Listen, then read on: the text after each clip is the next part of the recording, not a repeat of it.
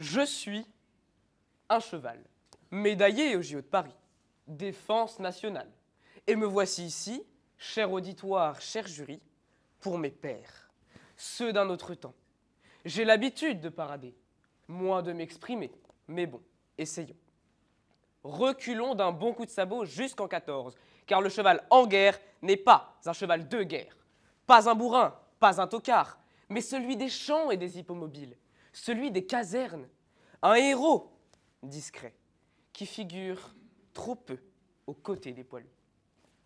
Évoquons un inconnu mort pour la France, mon arrière-arrière-grand-père. Oui, oui, c'était un percheron qui tirait une charrette. Choisi malgré lui, je porte en moi ses blessures. Et il ne fut pas le seul, mon aïeul. Loin de là, plus d'1 million rien qu'en France. Un cheval sur 3 au champ de bataille. Indispensable, on vous dit. Voyez, c'est écrit là. Une procédure impopulaire. Je le sais. Des animaux mesurés au garrot, un matricule en guise d'identité. Il y en avait du monde sur la place. Un officier, un vétérinaire, un civil nommé par le préfet. Le maire. Et cela partout dans chaque village. Les plus grands pour les cuirassiers, les plus petits pour les hussards. Oui, et c'était bien cette taille qui déterminait leur destin lors des batailles. Les propriétaires démunis glissaient des recommandations, comment les nourrir, les caresser, les chérir, les regarder, ses compagnons de galère. Les témoignages pleuvent. Gardez mon homme à la guerre tant que vous voulez, mais laissez-moi au moins ma jument. Je ne vois écrit, plus valeureux que certains hommes, il mérite d'être honoré. Il n'avait plus de dos, mon malheureux cheval, tellement il avait mal. Des traînées de pull lui coulaient jusqu'au jarret. Pas de simple monture, des armes de guerre, des animaux outils. Irremplaçable bête de somme, 6 chevaux pour un canon de 75 et 10 pour un 155.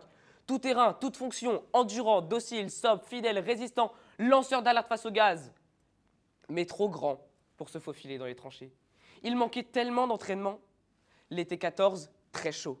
L'hiver suivant, très froid. Un abattoir, une vraie boucherie. Victime de dermatose, d'attaques chimiques, des traumatismes pour tous.